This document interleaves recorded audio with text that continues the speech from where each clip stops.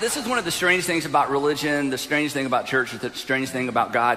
Why in the world, and I don't know if you've ever thought about this, why in the world do we even have to believe in God? Why can't we just know? Why would there ever be any doubt? Why would there ever be any question? I mean, I never have to like take my marriage by faith. I've never thought, okay, I think I'm married. I believe I'm married. I believe I'm married. I don't ever do this with my kids. You know, I believe they're my kids. God, give me, you know, if I could just have enough faith. So why in something that is so extraordinarily important like God do we have to have faith? Why is it something that we have to believe? And why is it so difficult to believe? It seems like we would just know, doesn't it? Doesn't it seem like we would just know that there would never be any doubt? And so while you think about it, while we think about that, and while we wonder, because some of you have extraordinary faith, and some of us don't have much faith, and some of us have lost our faith, and some of us are trying to regain our faith, and some of us don't think we can ever know anyway. Meanwhile, while we have all these different opinions, and while we try to figure it out, here's a cool fact.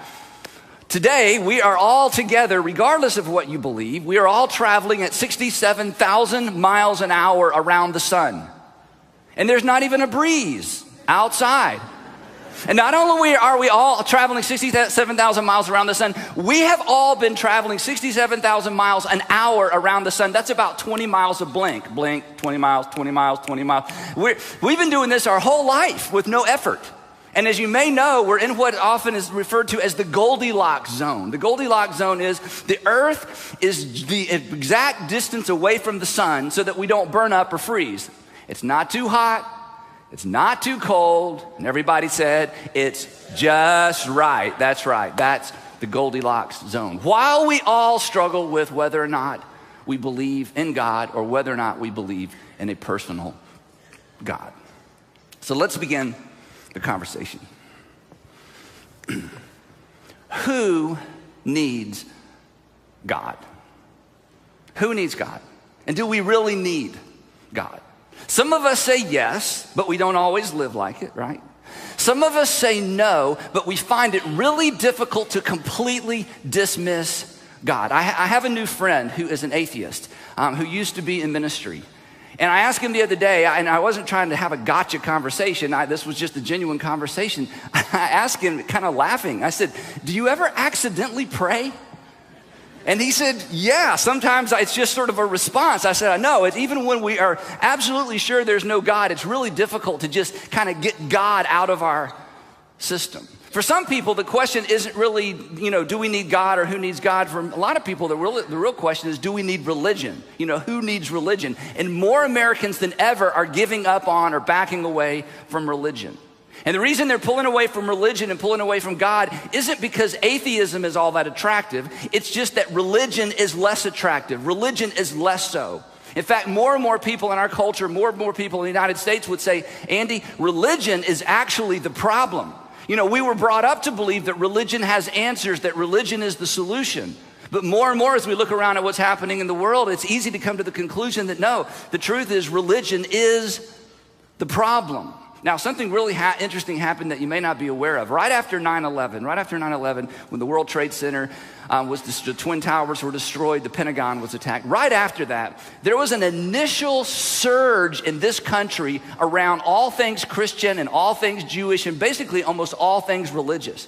I remember, like many of you, where I was sitting when I saw the trade tower, when I saw the Twin Towers fall. And I was sitting with a couple of friends that would work with me, and I said to them, this Sunday is going to be bigger than Easter for churches all over the country. And sure enough, it was.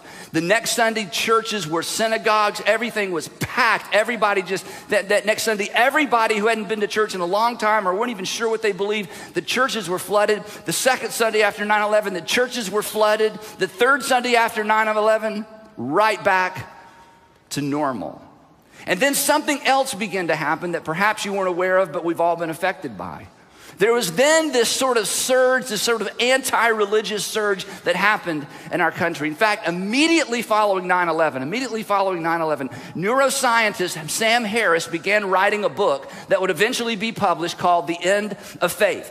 The End of Faith, the subtitle is Religion, Terror, and the Future of Reason. Religion, Terror, and the Future of Reason. This was a scathing critique, not of Islam. This was a scathing critique of all religion. He turned it into publisher after publisher after publisher after publisher, and nobody wanted to touch it. Because the assumption was, right after 9/11, a book that was anti-Christian would not be a book anyone would want to read. Perhaps anti-Islam, but not anti-Christian. But after over a dozen publishers, and let me tell you what, when a dozen publishers turn down your manuscript, that's very discouraging. Over a dozen publishers turned down his manuscript, but he finally found one. And that book spent 33 weeks on the New York Times bestsellers list. Now, Christians hated this book. I mean, he got so much negative response from this book, he published another little book called Letter to a Christian Nation, that addresses specifically Christianity and Christians, basically saying, you're the problem, or we're the problem. Religion is the problem. The same year this book came out, Richard Dawkins published his famous book, The God Delusion. At the opening section of this book, Richard Dawkins tells us specifically why he published this book. This was not simply a book about atheism. This was a book specifically targeting religion. Here's what he says in one of the opening paragraphs. If this book works as I intend, religious readers who open it will be atheists when they put it down. Over 3 million people purchased this book in over 35 different languages. The year after The God Delusion came out, journalist Christopher Hitchens, published his book, God Is Not Great. God Is Not Great, How Religion Poisons Everything. And once again, this was an attack on all religion. It was not so much an argument for atheism as it was to say religion is the problem. Religion is the problem, not a specific religion, all religion. Now, these guys were rock stars. They were on late night television, college campuses, YouTube sensations. Their debates were watched over and over and over. They sold millions and millions and millions of books. And while there was not a surge in our country of atheism, a significant percentage of our country, a significant percentage of the people in our country continued what had already begun, but it picked up speed. A significant percentage of people in our nation began to disconnect from all religion. In fact, so many people have disconnected from religion and disconnected from faith and disconnected from God. There's actually a name for this group. In fact, you may be familiar with this. They're now called the nones. The nones. You have to be careful how you spell it. The nones, okay?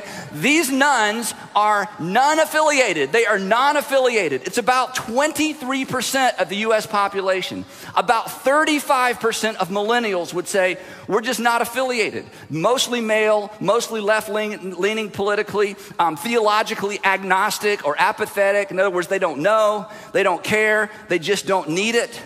The nones would say, hey, we're not hostile toward it necessarily. We're just not affiliated with it. Don't ask us necessarily any hard questions. This isn't some new philosophical thing we've bought into. We're just done with religion. We're done with church. We're done with the God that we were presented with as children. We're just done. It's not that we find atheism all that attractive. It's just that we've lost our interest in religion. We find religion extraordinarily unattractive. Now, this is good news for some of you, because for somebody here today and somebody watching, you now have a category. You didn't know you have a category. It's like, now I know what I am. I'm a nun. I'm a nun. So you can call your parents. They're so worried about you. Say, no, don't worry about me. I'm a nun, you know, and then you really have to spell it. Okay, I'm a nun.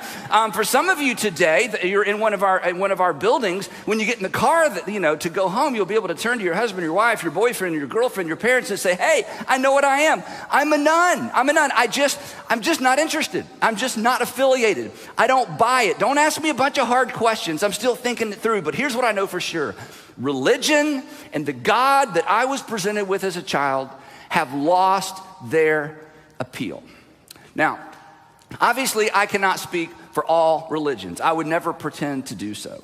But the migration from Christianity, the nuns that have migrated from Christianity, and in our country, it is millions of people, millions of millennials that have who grew up in church, who heard everything I heard growing up, know all the stories, can, find the book of Revelation, know about a 6-day creation. The majority of the nuns in this country migrated from the Christian faith. And whereas I can't speak on behalf of all religion, I can say this with pretty much with confidence. the Christians that have migrated into the none category, it is the church's fault. It is the church's fault. It's people like who do what I do. It's our fault. Because when you open the pages of the Gospels, the 4 accounts of the life of Jesus, Matthew, Mark, Luke, and John, when you read the account of Jesus and you look at his interaction with people, here's something that is absolutely unmissable. It is from the beginning all the way to the end. That people who were nothing like Jesus liked Jesus. That people who were nothing like Jesus liked Jesus. That Jesus, the person Jesus, not just the miracle worker, not just the teacher who taught things that we still can't figure out. There was something about Jesus that was attractive. People who were nothing like Jesus liked Jesus, and Jesus liked them back.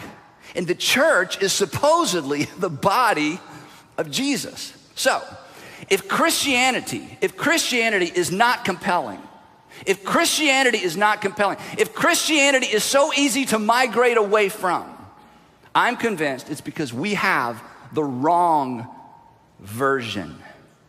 And the thing that convinces me of that more than anything are the deconversion stories that I read. For a long time, I've been fascinated with people who used to be Christians or would say, I grew up in church, or I used to go to church and I'm not a Christian anymore. I love deconversion stories. There are podcasts full of deconversion stories, blogs, rants. I get letters. I've had conversations with people. I've had conversations with so many parents. Andy, would you talk to my son? Would you talk to my daughter? You know, they just finished their first year in college and they're not sure they believe anymore. I mean, I think I've heard every possible deconversion story possible. I mean, sometimes it's instant because of tragedy. Sometimes it's a process. Sometimes it's a book somebody reads. Sometimes it's the new friends they have. I think I've heard every deconversion story possible or imaginable. And I have never yet, we're going to talk about this in a couple of weeks, I have yet to hear somebody who's explained the reason they deconverted from Christianity that actually had anything to do with Christianity. I've heard every story imaginable, I think. I'm sure there's some I haven't heard. But as I listen to these stories, it breaks my heart. As I listen to the people who talk about migrating away from God and faith and Christianity specifically, I think to myself, wait a minute. I don't believe in that God either. That's not even true. You know, the original first century version of Christianity never embraced the ideas that you find so offensive, that much that you want to walk away from are things that the Christian faith should have walked away from a long time ago. So, for the next few weeks, I want to try to correct that. For the next few weeks, I want to address that. And to begin the discussion, I want to go way, way, way out on the outer edge of the conversation.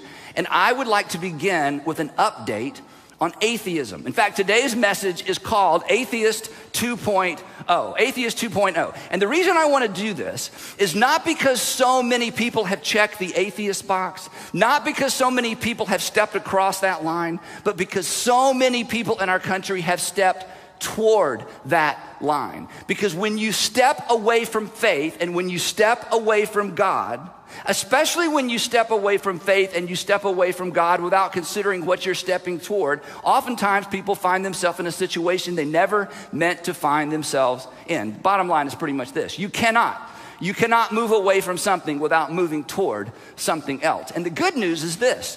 The new atheists, Christopher Hitchens, Sam Harris, Richard Dawkins, and others, the new atheists who've written all these books and all these articles, the new atheists have essentially updated us on atheism. They've updated atheism for the rest of us, thus Atheist 2.0. And what they remind us of, and what I want you to understand, and especially if you would consider yourself a none, you would consider yourself one of those people, I grew up in it, I grew up with it, I just don't buy it, I'm tired of it, it seems irrelevant. Here's what I want you to understand, and here's what they would want you to understand. That atheism is not simply disbelief in God. Atheism is not simply, I don't believe in God anymore. Atheism is actually a complex belief system that logically leads to some unsettling conclusions. That atheism is actually, it's a belief system like anything else. And it is a complex belief system, just like Christianity, just like any other world religion. It's a complex belief system that logically leads to some unsettling conclusions. Now, this is important. Unsettling is not a truth test. Unsettling is not a truth test. In other words, something can be unsettling and be true at the same time. For example, your teenage daughter's boyfriend, right? It's like it's true, but it's unsettling. It's true, but it's unsettling. Something can be absolutely true and absolutely unsettling at the same time. Unsettling is not a truth test, and here's why that's important. Many people, perhaps you, have stepped away from religion and specifically have stepped away from Christianity because of some of the unsettling outcomes or the unsettling results or the unsettling consequences of the Christian faith. Unsettling is not a truth test. Something can be absolutely true and unsettling, and that cuts both ways. Simply because some of the things we're going to talk about today as it relates to atheism are unsettling, this is not an argument against atheism. In fact, my goal today is not to convince you that atheism is wrong at all. I simply want to update you on what it means to be an atheist in the 21st century, because we know so much more than perhaps we knew when you studied atheism, if you ever studied it at all. And here's my agenda, because I have an agenda. For those of you who have stepped away, I want to scare you just a little bit. For those of you who have stepped away, I want to prod your thinking just a little bit. Because you cannot step away from one thing without stepping towards something else. Today is not an argument for Christianity. In fact, next week isn't either. Today is not an argument against atheism. It's not an argument for God. Today is just a Today is just a if you choose to give up religion, and if you choose especially to give up God entirely, then here is the alternative. And you owe it to yourself to know. So real quickly, for the rest of our few minutes together today, I want to give you sort of the 6 tenets of atheism. In other words, if you're going to embrace atheism, or if you're considering it, or if you're one of those people that you're kind of like me, you just hate to be inconsistent. I mean, some people can live with ambivalence. Some people can live with, well, I don't know and I don't care. That's very difficult for me. It's a personality thing. And if you're one of those people who are like, you know what, I've lost interest in God, I've lost interest in church, I've lost interest in religion, I really do agree with Christopher Hitchens. Religion is the problem. But then when you look at the alternatives, you're sort of churning a little bit because you're not sure which way to go. You're kind of caught in the middle. You're a none. Today, I want to explain what it means in the 21st century to embrace atheism. There's 6 things. The first 3 may be new. The last 3 are things that we all knew or heard about growing up. So here we go. The first one is this. I'm going to call it the illusion of mind. The illusion of mind. If there is no God, and perhaps there's not, if there is no God, and I don't know how to say it any other way, look up here, there's no you in there. There's no you. The whole idea of mind, we know what our brains are, but the whole idea of mind, the mind sort of sits on top of or sits outside of this intangible thing we call the mind. The mind is an illusion. In a world that is biology, chemistry, and physics, in a world where there's nothing but biology, chemistry, and physics, there is no place for, there is no room for the mind. Now, here's the I guess the thing that brought this, front and center for me. Years ago, I read Christopher Hitchens' book entitled Mortality. Christopher Hitchens passed away in 2011 from esophageal cancer. He died from pneumonia related to his cancer.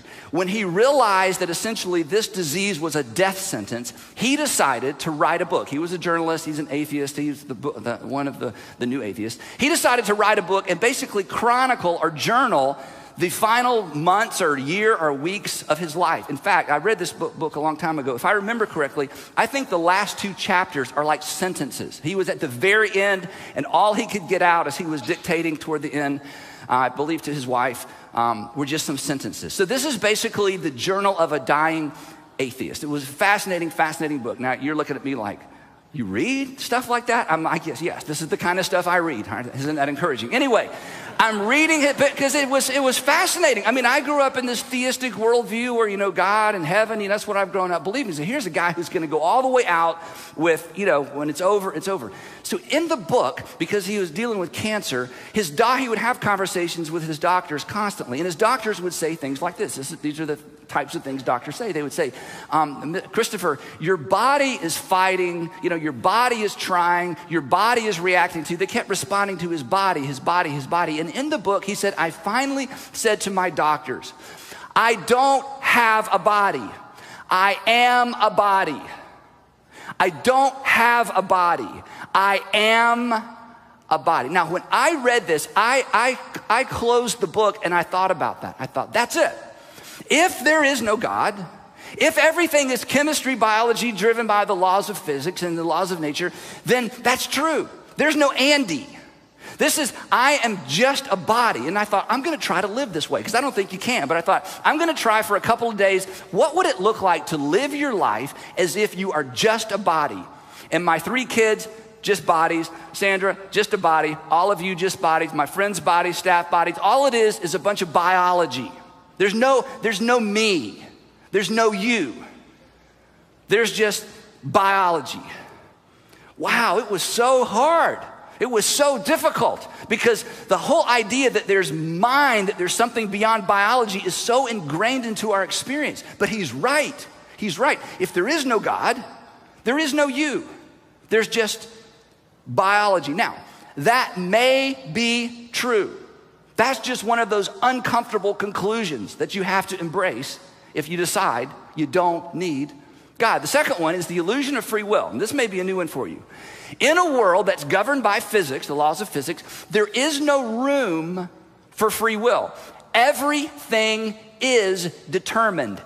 Everything is determined. You may have experienced choosing who you married, but that was determined. Every decision you make is determined. This is called determinism, that everything is determined, because the idea of free will does not jive with a universe that is driven by and controlled by the laws of physics. There is no free will. In fact, for a couple of years now, I've listened to Sam Harris' podcast called Waking Up with Sam Harris. It was from one of his titles of one of his books.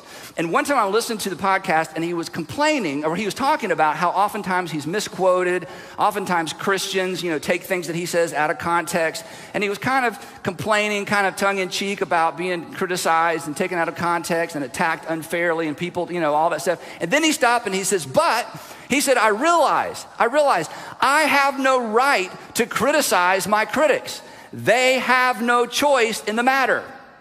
And he kind of laughed at himself for being critical of his critics, because the critics had no choice, because there is no freedom. There is no free will. Everything is determined. Every decision you've ever made is an illusion. Stephen Hawking, brilliant Stephen Hawking, who's, suffering from ALS, but his mind is just amazing, and who talks about, writes about things that most of us mere mortals have to just stop and think about, He believes in determinism, that everything is determined. In fact, there was a lecture he did some years ago where he basically said everything about the human experience is determined. But then he said, because it's determined, it doesn't matter, which I don't know. I guess he's right. But here's what he said. I mean, he's a believer in determinism, a believer that there is no free will. And yet, jokingly, he said this: I've noticed that even people who claim that everything is predestined and that we can do nothing to change it, look before they cross the road. Because once again, we bump into something that may be true. I mean, today I'm not going to argue that it's not true. I'm not smart enough to argue with these guys, but it may be true. But when it comes to, at the end of the day, it is almost, in fact, it is unlivable. You cannot live as if you are just biology. If you try that, eventually you will be locked up by other biology, and you will lose the freedom you never had, okay? It's an unlivable worldview, but that does not mean it's not true. And the idea of free will, it's almost, in fact, some of you would say that because of your religious convictions, you don't believe in free will either, but you exercise it all the time. Again, it's something that may be true, but if you're going to be an atheist, and if you decide God is not in the picture, this is the logical consequence of that belief system. That's okay. The third one is this is the most disturbing one to me, is the illusion of value. There is no room for value. See, if I brought a box in here and said, hey, I've got a box full of value, it would be empty. We all believe value is a thing. We exercise and leverage the idea of value all the time, not just financial value, but the value of people, the value of work, the value of exercise. There's the whole concept of value. It's not really scientifically plausible or possible in a world governed by physics. And yet it's something we leverage and talk about every single time we have a conversation, including this conversation. But it is an illusion. There is no actual value. There is only ascribed value. There is no actual value. There is only ascribed value. That is, there's nothing that actually has value. It's just that in my predetermined way of living, I ascribe value to things. Now, this is a really, really big deal, especially when it comes to justice, because it means that just or justice is just what we want it to be. In other words, in a world where there is no God, where there is no theism, where it's physics, chemistry, and biology, there is no actual justice. So the moment we reach outside of our biology to try to hold other biology accountable to some invisible thing that we can't put in a box, we have appealed to justice. But it is an illusion. There is no such thing. That justice is just what I want it to be. That just is just what I want it to be. Now, here's a really interesting thing, and I don't want to stay on this for too long. It's not uncommon in our culture now. In fact, if you're a nun, if you fall into that category of I'm just not affiliated, this may be something that's kind of a tenet for you that you believe, even though maybe you haven't said it in these words. It's not uncommon for people to say when it comes to truth, okay, I have my truth, you have your truth. You leave my truth alone, I'll leave your truth alone. You have truth, I have truth. We don't even know if there's any universal truth. It doesn't matter. I have what's my truth, you have your truth. And you know what? That works when it comes to truth. It does not work when it comes to justice. You will never, ever, ever hear anyone who is sane say, hey, I have my justice, you have your justice. Don't try to impose your justice on me, and I won't try to impose my justice on you.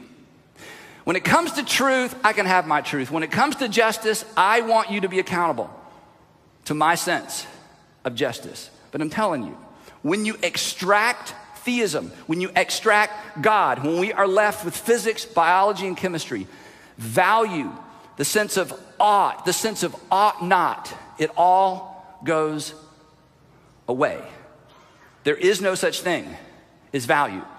It is an illusion. Now, here's the thing. That may be true, but you can't live that way. In fact, as soon as you open your mouth, as soon as you begin to talk, as soon as you begin to argue, as soon as you begin to try to convince somebody, you immediately appeal to this thing out there, again, that's invisible, but it's so real we can't even have a conversation without it. Now, those are the first three. The next three I'm going to go through real quick because these are the ones we grew up with. These are kind of the basic tenets of atheism, but I just want to make sure I'm fair and review these. Number 4, something or something came from no thing. Something came from nothing. Now, this is just the big mystery.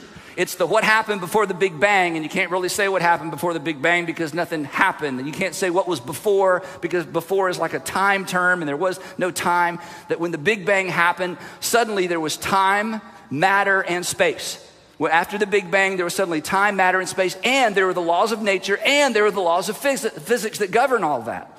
But before that, even though you can't use the word before, nobody knows. In fact, Richard Dawkins, he admits, he says this, that cosmology is waiting on its Darwin.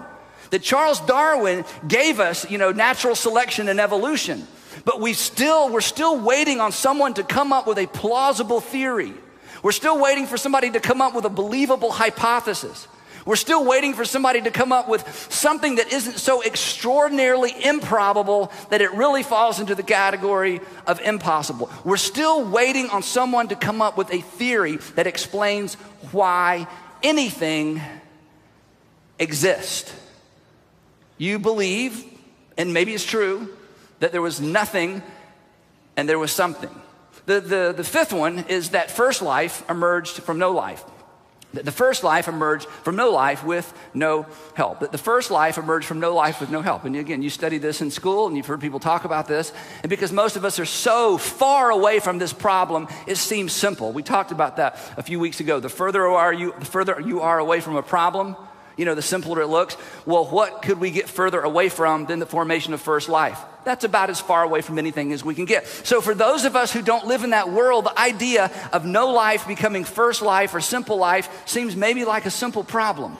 But it's not, as you know, because there's no such thing as simple life. There's just such thing as simpler life. But the very first life, even the most simple form of life, was extraordinarily complex. And so if you push God out of the picture, you believe, whether you can explain it or not, and this isn't an argument for or against, you believe that the first life emerged from non-life. From lifeless matter to what Francis Collins calls, I love this phrase, from lifeless matter to the digital elegance of DNA. From lifeless matter to the digital elegance of DNA. And then the last one, number 6, is that natural selection is responsible for all life after first life. That natural selection is responsible for all life forms, all the variety we see, all the varieties that have come and gone through the years, that natural selection is responsible for all life after the first life. Now, when I read The God Delusion, which is just a fascinating book. I mean, all of these guys, the men and women, but primarily the men who've written these books, they're all so ridiculously smart. It's just fascinating. When I got to the end of The God Delusion, Richard Dawkins is making his case for natural selection, that this unguided, purposeless, but somewhat focused thing that's an invisible. I couldn't bring natural selection in here in a box and say, hey, here's the thing, here's the reason you're here. I will talk about it a little more in a minute, but at the end of the book, Richard Dawkins summarizes natural selection. And honestly, when I read this summary, I thought he was kind of making fun of his own view. So I just want to read you a rather lengthy quote from The God Delusion where he talks about natural selection. And I understand what he's doing. He's trying to bring some life and some emotion into this sort of lifeless conversation about, we're all, related to an early life form and something came from nothing and all the things that he talks about in the book. But here is perhaps the best description of natural selection I've ever seen, ever read, and this comes straight from Richard Dawkins himself in context. Here's what he says. He says, think about it. On one planet, and possibly only one planet, in the entire universe, molecules that would normally make nothing more complicated than a chunk of rock, molecules that would normally make nothing more complicated than a chunk of rock, gather themselves together into chunks of rock-sized matter of such staggering complexity that they are capable of running, jumping, swimming, flying, seeing, and hearing, talking about us, capturing and eating other such animated chunks of complexity, capable in some cases of thinking and feeling and falling in love with yet other chunks of complex matter. I know, when I read this, I kind of laughed. I thought, are you making fun of evolution? Are you making fun of natural selection? No, he's in his creative way kind of trying to make us all go, wow, that's amazing. In fact, look at how he finishes the statement. He says this, we now understand, and he's talking specifically about Charles Darwin. He says, we now understand essentially how the trick is done. Okay, that may be true. That just through this invisible force that we refer to as natural selection, the most simplest form of life became every form of life that has ever existed since then, up until now, with a lot of life forms that are extinct and we know nothing about. Now, before I wrap up, I just have to say this. As I have just read and just immersed myself in all of this new, version of all this interesting stuff, I find it personally, and I'm not trying to make an argument for it, this is just an observation, chalk it up to my ignorance of the fact that I have a master's degree in theology, not biology, okay? So I'll own my ignorance. I find it impossible to talk about natural selection. I find it impossible to describe natural selection without it beginning to sound like an invisible, personal force with an agenda. I mean, every time I read a description of natural selection and the process of natural selection, every time it's almost impossible not to load the discussion up with things that personify this invisible, relentless, focused, discipline, you can't put it out of business, you can't stop it force that resulted in the earliest forms of RNA and then DNA to the point to where we have the world as we see it today. But perhaps that's how we got here. Now, if you have lost faith in God, or you are losing faith in God, here's my hunch. It doesn't have anything to do with any of that, does it? It's not like you had this extraordinary faith in God, and I mean, God was faithful and blah, blah, blah, and then you read a book and it just all went away overnight. In fact, your struggle with faith has virtually nothing to do with atheism. Your struggle with faith has virtually nothing to do with the creation of the universe and where did first life come from. It has almost nothing to do with any of that. In fact, as I went through these things, here's what some of you were thinking. You're thinking, well, I don't believe that. I don't believe that. And you're right, I don't think you can live that way, but I don't have to believe, if I don't believe in God, doesn't mean I have to believe that. Well, the smart guys say, oh, yes, you do. But the point is, that's not why you're struggling in your faith. And this is not why, for most of you, if you're honest, this is not the root of. Now, you may have used some of this to kind of support your arguments with your parents especially, or the people who aren't as smart as you are. But come on, at the end of the day, the reason you've lost faith or the reason you're struggling with faith is far more personal than any of this. It's not that atheism has become appealing or more appealing. It's that your version, that's what we're going to talk about next week, your version of theism has lost its appeal or doesn't seem as if it could be real. It's not that you have this new infatuation with atheism. It's not that you find it more appealing. It's that your current version, or the version of faith, the version of religion, the version of Christianity that you grew up with, has lost its appeal. And at times, when compared with what science is telling us, appears as if it couldn't even be real. In other words, you've lost or you're losing your faith in God. And I'm going to do my best in the next few weeks, if you'll hang with me, I'm going to do my best to convince you that the God that you quit believing in, the God that you are losing faith in, never existed to begin with. As arrogant as this may sound, that perhaps you had the wrong God. My purpose today is simply to shine a light on the only alternative, which may be true. It may be true. It may be true that every decision you've made that you felt like was your free decision, your free choice, was an illusion. It may be true that you have no value, and neither do your children, and neither do your grandchildren, and neither does your work, and neither do the people that you love. It's possible that this is all an illusion. It's possible that there's no justice. It's possible that this thing we keep trying to appeal to make things fair and to make things even and to make things people are treated correctly, it's possible that all of that is an illusion because there's no mind and there's no you. But here's what I know about most of us. We hope not. We hope not. We hope not. There is something in you that hopes there is more. And there's something in me that hopes we are more. But our only hope for that hope, our only hope for that hope, look up here, your only hope for that hope is God. So who needs God? Perhaps we all do. Now next week, the title of the message is The God of the No Testament. The God of the No Testament.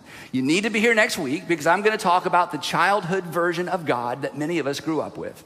A childhood version of God that is not sustainable under the pressures of adulthood and the pressures of a scientific community. So you don't want to miss next week. In the meantime, have a great week and we will see you then. You're dismissed.